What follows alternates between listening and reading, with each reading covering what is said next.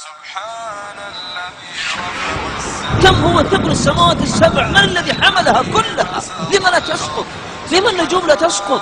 من هذه قدرته؟ من هذه عظمته؟ لماذا الأمور تمر علينا ما تدبرها؟ ليه؟ أنت الذي سجد لك سواد الليل وضوء النهار والفلك الدوار والبحر الزخار والقمر النوار وكل شيء عندك إلهنا بمقدار. عظمنا الدنيا، عظمنا الملوك، عظمنا المملكات، عظمنا ما نملك ونسينا مالك الأملاك ومدير الأفلاك وقاضي الحاجات ومنفس الكربات وسامع الأصوات ومجيب الدعوات وغافر الزلات وقابل التوبات. أنسينا صاحب الملك الحقيقي يملك الملوك، وما يملك الملوك فهو ملك الله. من الذي أعطى كل شيء خلقه ثم هدى؟ إنه الله عز وجل. سبحان الذي رفع السماء، سبحان الذي بسط الأرض، سبحانك سبحانك.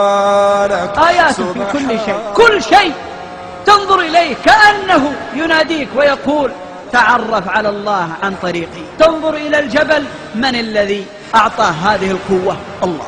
ومن الذي يعرف ما بداخله؟ الله. تنظر إلى البحر، من يعرف أسرار عمقه؟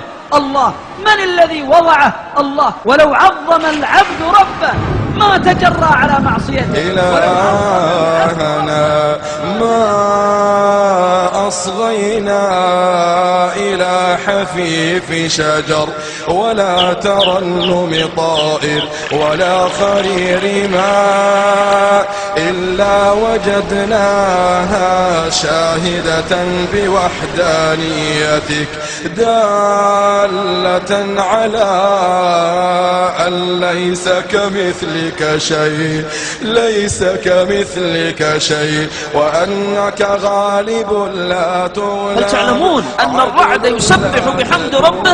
هل تعلم أن هذه الطيور التي أنت تراها بجمالها وأصواتها تسبح بحمد الله وتمجد الله؟ هل تعلم أخي وهل تعلمي أختي أن الماء والنبات والجماد والحجر والشجر يسبح بحمد ربه؟ وإن من شيء إلا يسبح بحمده ولكن لا تفقهون تسبيحه. إلهنا تسبح لك كل شجرة ولك تمجد كل مدرة ولك تسبح الطير في أوكارها والوحوش في قفارها والحيتان في بحارها.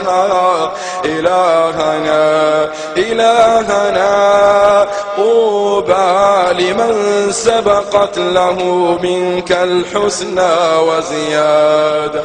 إلهنا أذقنا حلاوة المغفرة واجعلنا طلقاء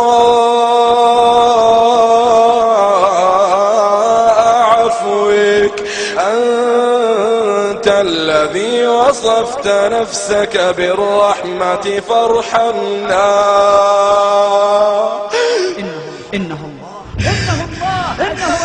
عز وجل. أنت الذي وصفت نفسك بالرحمة فارحمنا، وأنت الذي سميت نفسك بالعفو فاعف عنا.